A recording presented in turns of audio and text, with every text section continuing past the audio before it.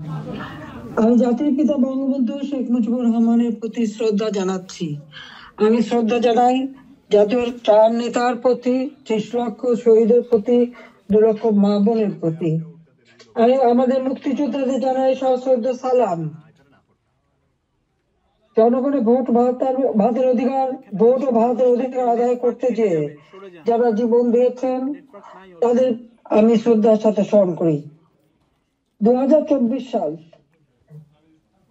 এই সময় যারা আমাদের আওয়ামী লীগের হাজার হাজার নেতা কর্মীকে হত্যা করা হয়েছে, পুলিশকে বাহিনীকে হত্যা করা হয়েছে, সংখ্যালঘুদের হত্যা করা হয়েছে, তাদের বাড়িঘর লুটপাট, মসজিদ, দরবার, দরগা শরীফ, মন্দির, গির্জা, প্যাগোডা ধ্বংস করা হয়েছে। আর আমাদের আওয়ামী লীগের সম্পূর্ণ জেলা, উপজেলা, ইউনিয়ন পর্যায় পর্যন্ত বাড়ি ঘর, ব্যবসা প্রতিষ্ঠান অগ্নিসংযোগ করা হয়েছে, প্রতিটি প্রতিষ্ঠান অগ্নিসংযোগ করা হয়েছে, লুটপাট করা হয়েছে। আর এই থানাগুলিতে আগুন দেওয়া হয়েছে, পুড়িয়ে পুলিশ হত্যা করেছে। কাজে বর্তমান যারা শাহাদাত বরণ করেছে, যারা এই ধরনের ঘটনার শিকার হয়েছে, ছাত্র, শিক্ষক, আইনজীবী, সাংবাদিক, বুদ্ধিজীবী এবং আমাদের আওয়ামী লীগের নেতা কর্মী, পুলিশ বাহিনী সহ আনসার বিডিপি যারা মৃত্যুবরণ করেছে, আমি তাদের সকলের আত্মার মাগফিরাত কামনা করি। পরিবারের প্রতি আমার সমবেদনা জানাই। আমি জাতীয় চার নেতার প্রতি শ্রদ্ধা জানাই। 15ই আগস্ট বাঙালির জীবনে একটা কলঙ্কময় অধ্যায়। সেদিন হারিয়েছে আমি আমার বাবা, মা, ভাই সকলকে। আমার মা বেগম ফজিলাতুন্নেসা, আমার 3 ভাই কামাল জামাল রাসেল, কামাল জামালের নবপরিণীত বধূ সুলতানা রুজি, আমার একমাত্র চাচা শেখ আবু নাসের, মুক্তিযোদ্ধা আমাদের শেখ ফজলুল হক মনি, তার অন্তঃসত্ত্বা স্ত্রী, আব্দুল রব সানিয়াবাদ, তার 13 বছর মেয়ে বেবি, 4 বছরের নাতি সুকান্ত, 10 বছরের ছেলে আরিফ, তার ভ্রাতুষ পুত্র ভাগ্নে সহ 15 আগস্টে যারা শাহাদাত বরণ করেছেন, আমি তাদের আত্মার মাগফিরাত কামনা করি। আমার বাবার military secretary brigadier Jamil Uddin এবং পুলিশ অফিসার সিদ্দিকুর রহমানকে আমি শ্রদ্ধা জানাই। আজকে আমি আপনাদের সাথে কথা বলতে চেয়ে বারবার মনে পড়ছে যে বাংলাদেশের প্রতিটি অর্জনের সাথে আমাদের প্রবাসী বাঙালিদের অবদান রয়েছে। সে আগরতলা ষড়যন্ত্র মামলা থেকে জাতির পিতাকে মুক্ত করা থেকে শুরু করে আমাদের মহান মুক্তিযুদ্ধে, এবং সেই 2007 সালে যখন আমাকে দেশে ফিরতে বাধা দিয়েছিল তখনকার সরকার, সে সময়ও আপনাদের সকলের সহযোগিতা পেয়েছি। আজকেও যখন বাংলাদেশ অত্যন্ত একটা কঠিন সময়ের মধ্য দিয়ে যাচ্ছে, একটা ফ্যাসিস্ট সরকারের অধীনে বাংলাদেশের মানুষের মৌলিক অধিকার, বেঁচে থাকার অধিকার সবই হরণ করা হয়েছে। সারা বাংলাদেশ জ্বলছে, প্রতিটি প্রতিষ্ঠান আগুন দিয়ে পোড়ানো। সেই অবস্থায়ও প্রবাসীরা আজকে নির্যাতিত নিপীড়িত মানুষের পাশে আছেন। আমি আপনাদের প্রতি কৃতজ্ঞতা জানাই, আন্তরিক ধন্যবাদ জানাই এই চরম দুঃসময় মানুষের পাশে দাঁড়ানোর জন্য। আজকে বাংলাদেশ, যে বাংলাদেশকে আমরা গড়ে তুলেছিলাম জাতির পিতার স্বপ্নের বাংলাদেশ হিসেবে, ক্ষুধা দারিদ্র্যমুক্ত বাংলাদেশ হিসেবে, অর্থনৈতিকভাবে বাংলাদেশ উন্নত হয়েছিল, কিন্তু আজকে আমরা দেখি যে একে একে সব ধ্বংস করা হয়েছে। আজকে এমন একটা সরকার ক্ষমতায় যাদের হাতে এদেশে 30 লক্ষ মানুষ শহীদ হয়েছে, আমাদের বুদ্ধিজীবীদের হত্যা করা হয়েছে। এই 14 ডিসেম্বর বুদ্ধিজীবী হত্যা দিবস, সেই সময় ওই নিজামী, মুজাহিদ থেকে শুরু করে এরা তো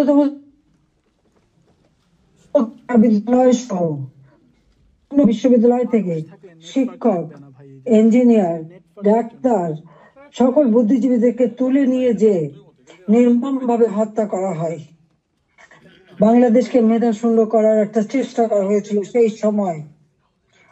একদিকে পাকিস্তানি হানাদার বাহিনী, তাদের গণহত্যা, আর সেই সাথে সাথে এই আলবদর রাজাকার আল শামস বাহিনী বানিয়ে আমাদের একদিকে গণহত্যা, পাকিস্তানি হানাদার বাহিনীকে সহযোগিতা করা, অপরদিকে বুদ্ধিজীবীদের হত্যা করেছিল, যারা সেই ডিসেম্বর মাসের 14 তারিখ মানে 10 তারিখ থেকে 14 তারিখ পর্যন্ত কয়েক শত বুদ্ধিজীবীকে নির্মম ভাবে হত্যা করে। আমি তাদেরও আত্মার শান্তি কামনা করি, মাগফিরাত কামনা করি।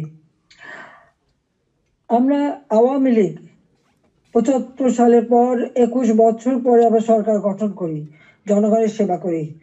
2008-এর নির্বাচনে আমরা জয়ী হই। সেই নির্বাচনে আওয়ামী লীগ এককভাবে 233টা সিট পায়, আর বিএনপি পেয়েছিল মাত্র 30টা সিট। জনগণের ম্যান্ডেট নিয়ে আমরা সরকার গঠন করে জনগণের কল্যাণে কাজ শুরু করি, যার ফলে এদেশের জনগণ 2014 সালের নির্বাচন, 2018 সালের নির্বাচন এবং 2024 সালের নির্বাচনে স্বতঃস্ফূর্তভাবে একটা অবাধ, নিরপেক্ষ, সুষ্ঠু নির্বাচনের মাধ্যমে বাংলাদেশ আওয়ামী লীগকে বারবার ভোট দিয়ে তাদের সেবা করার সুযোগ দিয়েছে। আমি বাংলাদেশের জনগণের প্রতি শ্রদ্ধা জানাচ্ছি। দুর্ভাগ্যের বিষয় হলো 2024-এ সরকার গঠন করার পর আমরা যখন দেশকে এগিয়ে নিয়ে যাচ্ছি, এই বাংলাদেশকে একটা যুদ্ধ বিধ্বস্ত বাংলাদেশ গড়ে তুলে জাতির পিতা বঙ্গবন্ধু শেখ মুজিব উন্নয়ন একটা স্বল্পোন্নত দেশ হিসেবে প্রতিষ্ঠা করে দিয়েছিলেন, যেটা আন্তর্জাতিকভাবে স্বীকৃত, জাতিসংঘ কর্তৃক স্বীকৃত ছিল। সেই স্বল্পোন্নত দেশকেই আওয়ামী লীগ সরকার গঠন করার পর 2009 সাল থেকে 24 সাল এই সময়ের মধ্যে, বিশেষ করে 2021 সালে 20 সালে যখন আমরা জাতির পিতার জন্ম শতবার্ষিকী উদযাপন করি, 21 সালে যখন স্বাধীনতা সুবর্ণ জয়ন্তী উদযাপন করি, সেই সময় বাংলাদেশকে আমরা উন্নয়নশীল দেশের মর্যাদায় অধিষ্ঠিত করি। অর্থাৎ যেখানে বাংলাদেশ যেখানে জাতির পিতা বাংলাদেশকে রেখে গিয়েছিলেন, সেই জায়গা থেকে আমরা জাতির পিতার আদর্শ ধারণ করে তার পদাঙ্ক অনুসরণ করে বাংলাদেশকে আমরা উন্নয়নশীল দেশের মর্যাদা এনে দিই, জনগণের মৌলিক চাহিদা পূরণ করি, দারিদ্রের হার 41 ভাগ থেকে 18.7 ভাগে নামিয়ে আনি, হত দরিদ্র যা 25.1 ভাগ ছিল সেটা আমরা 5.6 ভাগে নামিয়ে আনি। আমাদের লক্ষ্য ছিল বাংলাদেশ সম্পূর্ণভাবে অতি দারিদ্র মুক্ত হবে, আর সেই লক্ষ্য নিয়ে ব্যাপক কর্মসূচি বাস্তবায়ন করি। প্রতিটি গ্রামকে শহরে রূপান্তর করি, ঘরে ঘরে বিদ্যুৎ পৌঁছে দিই, খাদ্য নিরাপত্তা নিশ্চিত করি, দরিদ্র মানুষের জন্য বিনা পয়সা খাদ্য বিতরণ, মধ্যবিত্ত নিম্নবিত্ত তাদের জন্য, এখন নিম্নবিত্তদের জন্য 15 টাকায় চাল, আর মধ্যবিত্ত বা যারা স্বল্প আয়ের তাদের জন্য 30 টাকা চাল যাতে কিনতে পারে এবং ডাল, তেল, লবণ সহ কিনতে পারে। 1 কোটি পারিবারিক কার্ড আমরা তৈরি করে দিই টিসিবির মাধ্যমে, যাতে যারা ফিক্সড ইনকাম গ্রুপ, সীমিত আয়ের মধ্যে দিয়ে চলতে হয়, তাদের জন্য এই দ্রব্যমূল্যের উচ্চ মূল্যে তারা যেন কোনো মতে কষ্ট না পায়, সেদিকে লক্ষ্য রেখে আমরা সেই পদক্ষেপ নিয়েছিলাম। আমাদের লক্ষ্যই ছিল ক্ষুধা দারিদ্র্যমুক্ত বাংলাদেশ গড়ে তোলা। গৃহহীন ভূমিহীন মানুষকে আমরা বিনা পয়সায় ঘর করে দিই। বাংলাদেশের 58টা জেলা সম্পূর্ণভাবে ভূমিহীন গৃহহীন মুক্ত হয়, সেখানে কোনো মানুষ ভূমিহীন গৃহহীন ছিল না, আর বাকিগুলিও করে দেওয়ার কাজ চলমান ছিল। আমরা এই বছরেই বাংলাদেশকে ভূমিহীন গৃহহীন মুক্ত একটা মানব কল্যাণে রাষ্ট্র হিসেবে গড়ে তুলতে পারতাম, কিন্তু আমাদের দুর্ভাগ্য যে চরমভাবে একটা চক্রান্ত শুরু হয়। এই চক্রান্তটা যে করা হয়েছিল সেটা আপনারা নিজেরাই জানেন, যে এখানে ডক্টর ইউনূস সে বহুদিন থেকে চেষ্টা করেছিল, 2007 দল করার চেষ্টা করেছিল, ব্যর্থ হয়েছিল, এরপর সে ষড়যন্ত্রে লিপ্ত হয় এবং সেটা সে নিজেই বলেছে।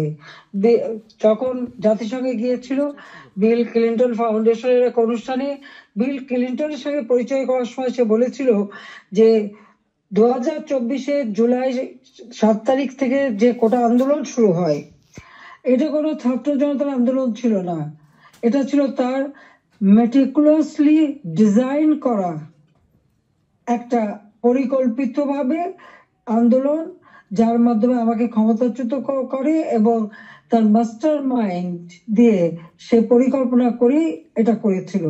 কথাটা বাস্তব, কারণ কোনো কোটা ছিল না, সব দাবি মানা হয়ে গেছিল। কিন্তু দাবি মানার পরেও কেন আন্দোলন চলে, আর এই আন্দোলনের কোনো নেতা কিন্তু খুঁজে পাওয়া যায়নি। যেখানে যেটা গভীর চক্রান্ত সেটা বোঝাই যাচ্ছিল। এই চক্রান্তটা সে মেটিকুলাসলি করেছিল। তার চক্রান্ত 1, 2, 3 অর্থাৎ ABC, এইভাবেই ডি, এইভাবেই তার পরিকল্পনা করা। প্রথমে আন্দোলন সে সফল করলো, এরপর সব জ্বালা পোড়াও।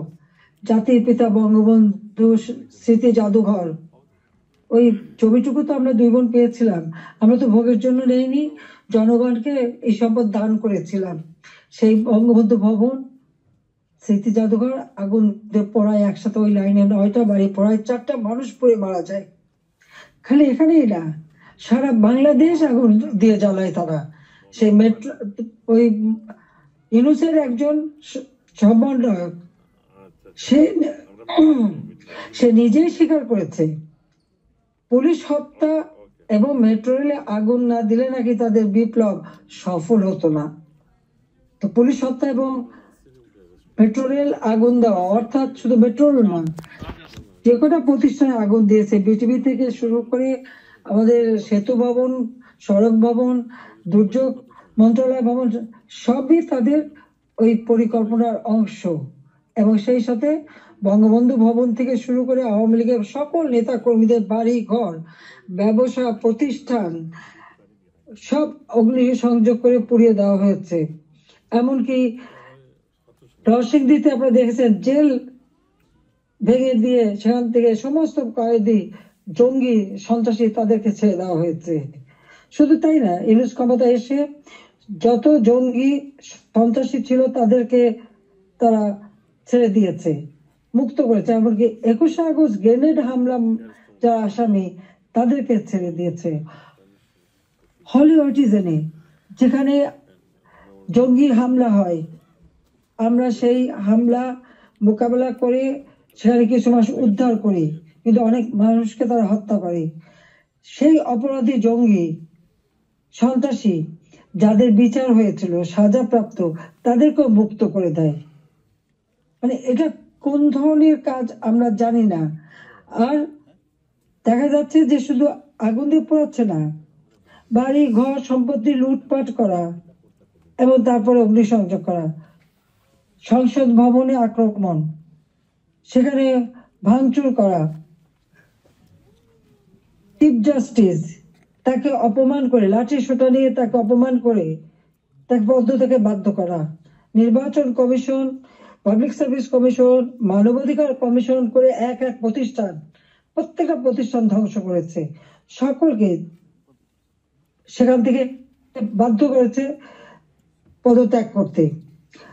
আওয়ামী লীগের নেতাকর্মী শুধু না, আমাদের যারা বুদ্ধিজীবী, সাংবাদিক, 300 সাংবাদিকের অ্যাক্রেডিটেশন কার্ড বাতিল, চাকরিচ্যুত, 106 জন সাংবাদিকের বিরুদ্ধে হত্যা মামলা, এখন প্রায় শত সাংবাদিক গ্রেপ্তার, বন্দী।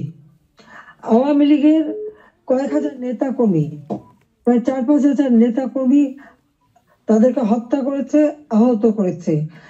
পুলিশ 3000-এর মতো পুলিশ পুলিশকে হত্যা করেছে। আনসার 40 জন আনসারের কোনো খবরই নাই, তাদের গুম হয়ে গেছে, তারা আর বাড়ি ঘরে আসতে পারে না, জানেও না তারা কোথায় আছে। তাদেরকে মেরে তাদেরকে লাশ পর্যন্ত গুম করে দেওয়া হয়েছে। ব্যবসায়ী, সাংবাদিক, সংস্কৃতি কর্মী, পেশাজীবী প্রত্যেকের বিরুদ্ধে মিথ্যা মামলা আর হত্যা মামলা। আমি জানি না পৃথিবীর কোন দেশে এত হত্যা মামলা হয় কিনা। আমার নিজের একার বিরুদ্ধেই তো বোধহয় 250 মামলা, তাও আবার হত্যা মামলাই অধিকাংশ। একদিকে হত্যা মামলা দিয়েছে এবং আমাদের যত নেতা কর্মী তাদেরকে গ্রেপ্তার করেছে। গ্রেপ্তার করবার পর যখন কোর্টে নেয়, তাদের উপর হামলা করা হয়। এটা তো পৃথিবীতে আমরা কোনোদিন দেখিনি। আপনারা জানেন যে এমনকি একজন সাধু, চিন্ময় কৃষ্ণ দাস, তাকে গ্রেপ্তার করা হলো, কিন্তু তার পক্ষে আইনজীবী দাঁড়াতে পারবে না, এটা কোন ধরনের বিচার যে একজন আসামির পক্ষে আইনজীবী দাঁড়াতে পারবে না? যদি কোনো আসামি আইনজীবী না দিতে পারে তো এটা সরকারের দায়িত্ব আইনজীবী নিয়োগ দিয়ে দেওয়া ন্যায় বিচারের স্বার্থে। বাংলাদেশে ন্যায় বিচার নাই, এবং তার পক্ষে দাঁড়ালো কেন? সেই জন্য আইনজীবী পিটিয়ে হত্যা করা। এবং তাদের এবারে আমরা একটা অদ্ভুত ব্যাপার দেখি যে মানুষকে পিটিয়ে হত্যা করা। মানুষ কেন? অবলা পশুও রেহাই পায় না। আওয়ামী লীগ নেতার বাড়িতে তাকে পায়নি বলে তার বাড়ির পালা গরু, সেই গরুকেও তারা কিভাবে পিটিয়ে হত্যা করেছে এই জামাত শিবির এবং আমাদের ইউনূস সাহেবের মানে সন্ত্রাসী ক্যাডাররা, সেটা নিশ্চয়ই আপনারা ভিডিওতে দেখেছেন। ছাত্রলীগের নেতাকে পায়নি, তার মা নামাজ পড়ছিল, তার মাথায় বাড়িতে তাকে সেখানে মেরে ফেলেছে। যুবলীগের নেতা এই মৌলভীবাজারে গত কালকের ঘটনা 7 তারিখে সেখানে আগুন দিয়ে যুবলীগ নেতার মা এবং চাচিকে পুড়িয়ে হত্যা করেছে। 250-র উপর থানা যখন অগ্নিসংযোগ করেছে, লুটপাট করেছে, পুলিশ ভিতরে তাদেরকে পুড়িয়ে মেরেছে, পিটিয়ে মেরেছে। এমনকি একটা অন্তঃসত্ত্বা পুলিশ হাত পা ধরেছে যে ভাই আমাকে মারবেন না, আমার পেটে বাচ্চা। তাদের কথা কান দেয়নি, তাদেরকে পিটিয়ে পিটিয়ে হত্যা করেছে। সরকারি কর্মচারীদের উপরও পর্যন্ত নির্যাতন চলছে। কর্মকর্তা কর্মচারীদের হয়রানি, গ্রেপ্তার, মামলা দিয়ে চাকরিচ্যুত অথবা ওএসডি করা হচ্ছে। এটা জানি না রিমান্ডে নিয়ে নির্যাতন করছে। আমাদের আওয়ামী লীগের নেতা থেকে শুরু করে সকলকেই রিমান্ডে নেওয়ার পর তাদের উপর অকথ্য অত্যাচার হচ্ছে, নির্যাতন করা হচ্ছে। চরম মানবাধিকার লঙ্ঘন চলছে বাংলাদেশে, চরম একটা ফ্যাসিস্ট সরকার। আমার বিরুদ্ধে কথা বলা হয় আমি নাকি ফ্যাসিস্ট ছিলাম, আমি নাকি স্বৈরাচারী ছিলাম। তা আমি একটা প্রশ্ন করি, আমার সময় তো সংবাদপত্র, টেলিভিশন, রেডিও, সোশ্যাল মিডিয়া সবই তো সম্পূর্ণ স্বাধীনতা ভোগ করেছে। যার যখন যেরকম আলোচনা করা দরকার করেছে, টক শোতে যত রকমের সমালোচনা করা তারা করেছে। রেডিও, টেলিভিশন, সংবাদপত্র সবই তো স্বাধীন ছিল। কই এখন তো তারা কোনো নিউজ দিতে পারে না। প্রত্যেক জায়গায় ইউনূস তো নিজেই একটা মাস্টার মাইন্ড খুনি, তার এজেন্ট সব জায়গায় আছে। প্রত্যেক জায়গায় তারা ঠিক করে দেয় কোন সংবাদ যাবে, কোন সংবাদ যাবে না। এই যে বাংলাদেশে এত ঘটনা ঘটে যাচ্ছে, প্রায় 1 কোটির মতো প্রতিষ্ঠান শুধু অগ্নিসংযোগ করে ধ্বংস করা হয়েছে। ইন্ডাস্ট্রি, হোটেল, 5 স্টার হোটেল থেকে শুরু করে কোনো কিছু বাদ যায় নাই তাদের আক্রমণ থেকে। কেউ কি কোনো একটা নিউজ দিতে পেরেছে? কেউ কি কোনো সংবাদ দিতে পেরেছে? কেউ কি বিচার চাইতে পেরেছে? বিচার চাওয়ারও সুযোগ নেই, থানায় মামলা দেওয়ার সুযোগ নেই। মামলা শুধু সেটুকু হবে যেটুকু তারা বলে দেবে সেইটুকু। ন্যায় বিচার পাওয়ার অধিকার মানুষের নাই। উচ্চ আদালত থেকে শুরু করে সর্বক্ষেত্রে দলীয়করণ, চরম ভাবে দলীয়করণ। বলছে বৈষম্য বিরোধী আন্দোলন, এখন তো দেখা যায় সব জায়গায় বৈষম্য সৃষ্টি করা হচ্ছে। আমি একটা কথাই বলতে চাই, যে সমস্ত অপবাদগুলি দেওয়া হয়েছে সবাই একটু তুলনা করে দেখুন যে আওয়ামী লীগ সরকারে থাকতে মানুষ কিভাবে স্বাধীনতা ভোগ করেছে। সেটা সোশ্যাল মিডিয়া হোক, তাদের বক্তব্য হোক, মিটিং মিছিলে হোক, সবকিছুতে অধিকার ছিল। আমরা তো সেখানে হস্তক্ষেপ করিনি। কিন্তু আজকে কি আওয়ামী লীগের একটা নেতা কর্মী রাস্তায় নামতে পারে না, রাস্তা দিয়ে হেঁটে যাচ্ছে, একজন বলে দিল উনি আওয়ামী লীগের কর্মী, সঙ্গে সঙ্গে তাকে এক কোপ দিয়ে হাত ফেলে দিল, কেটে ফেললো। কোন দেশে বাস করি আমরা? কি অপরাধ! আর সেই সাথে দেখা গেল কি এই অপরাধীদের দায় মুক্তি দেওয়া হলো। জুলাই 15 তারিখ থেকে এ পর্যন্ত যাদের হত্যা করা হয়েছে,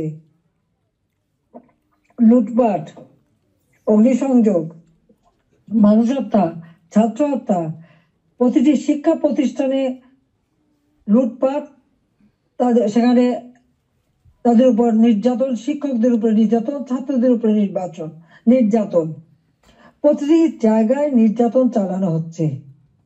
আপনারা কি একবার ভাবতে পারেন শিক্ষক গুরুজন। শিক্ষককে দেখলে ছাত্ররা ভয় পায়, সমীহ করে।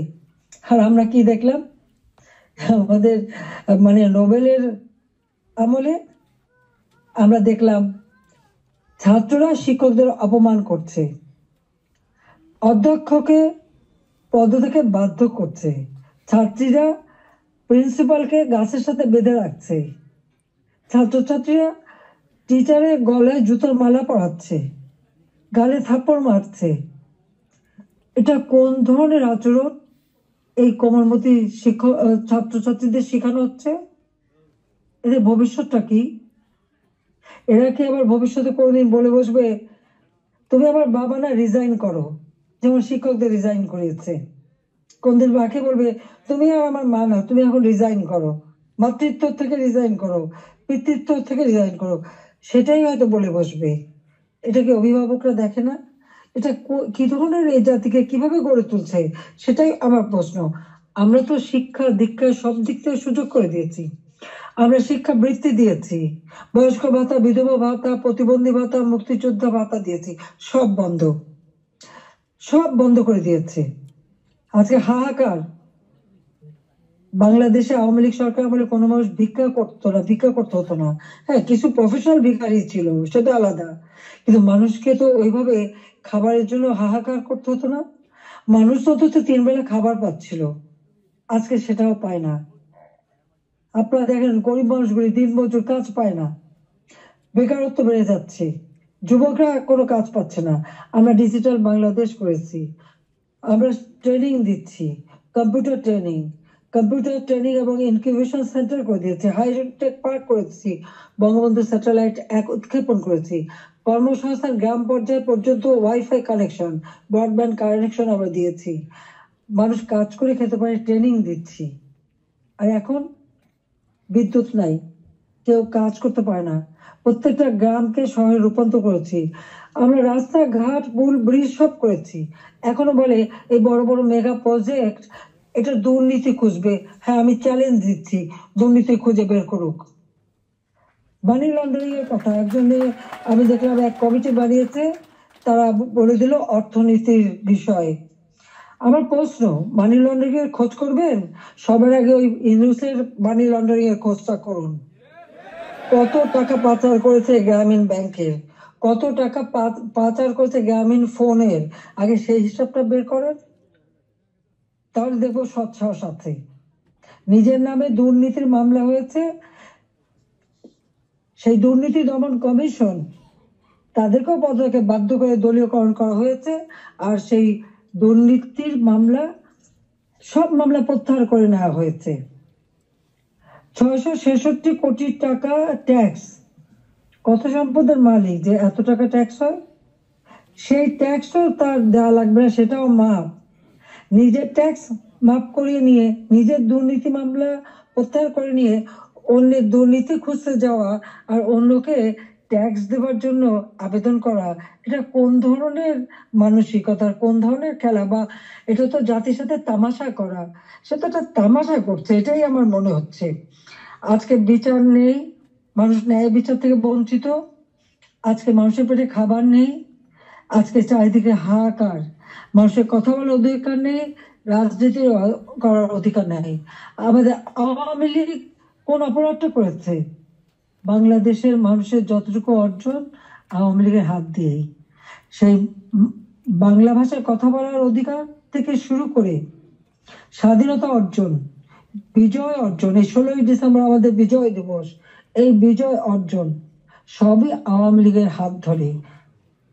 বাংলাদেশে কে একটা যুদ্ধ বিধ্বস্ত দেশ, একটি প্রদেশকে রাষ্ট্রে উন্নীত করা, এটাও আওয়ামী লীগের দ্বারা।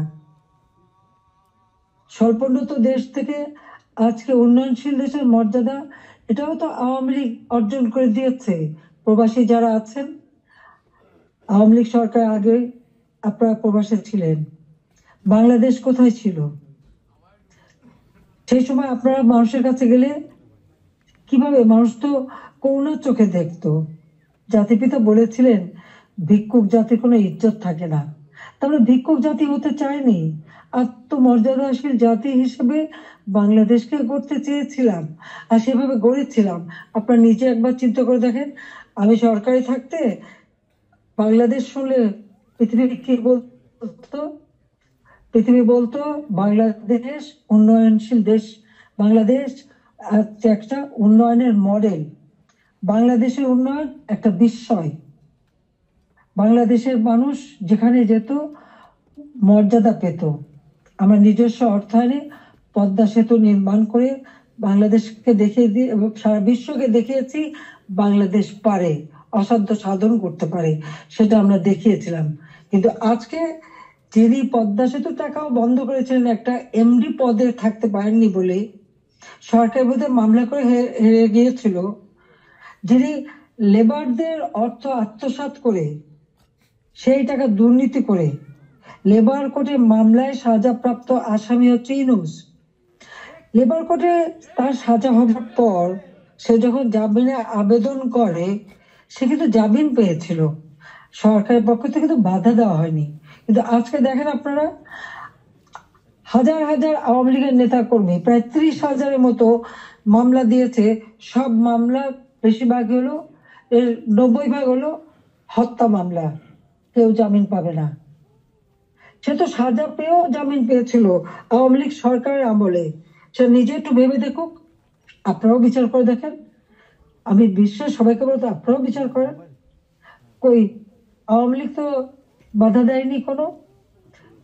ন্যায় বিচার পাওয়ার অধিকার সকলে আছে, কোর্ট সম্পূর্ণ স্বাধীন ছিল, বিচার বিভাগ স্বাধীন ছিল, কাজে সেখানে মানুষ সেই স্বাধীনতা ভোগ করেছে।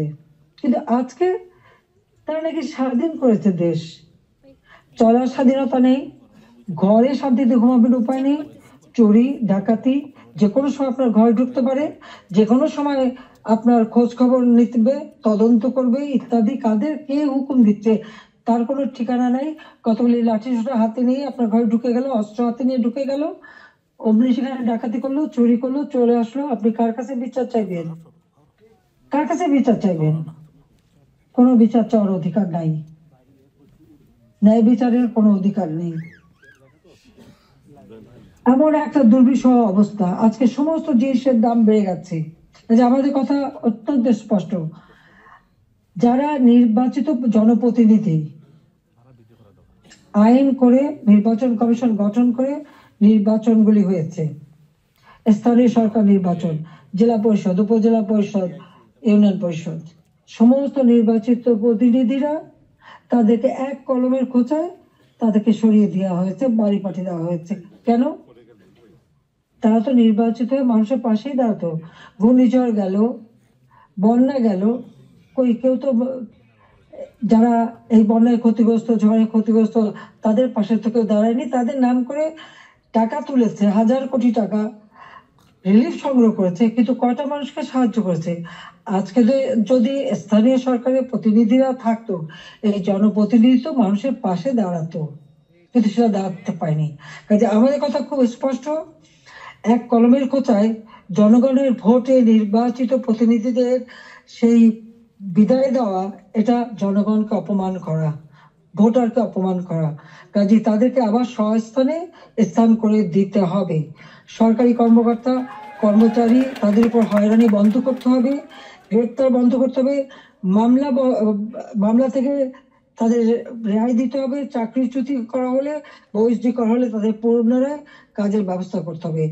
আওয়ামী লীগ সহ সমস্ত রাজনৈতিক নেতা কর্মী, ব্যবসায়ী, সাংবাদিক, সংস্কৃতি কর্মী, পেশাজীবী, শিক্ষক যাদেরকে গ্রেপ্তার করা হয়েছে, মিথ্যা মামলা দেওয়া হয়েছে, সকল মিথ্যা মামলা প্রত্যাহার করতে হবে এবং সকল বন্দীদের মুক্তি দিতে হবে।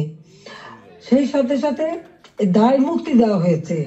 15 জুলাইয়ের পর থেকে যারা অপরাধ করেছে তাদেরকে দায় মুক্তি দিয়েছে।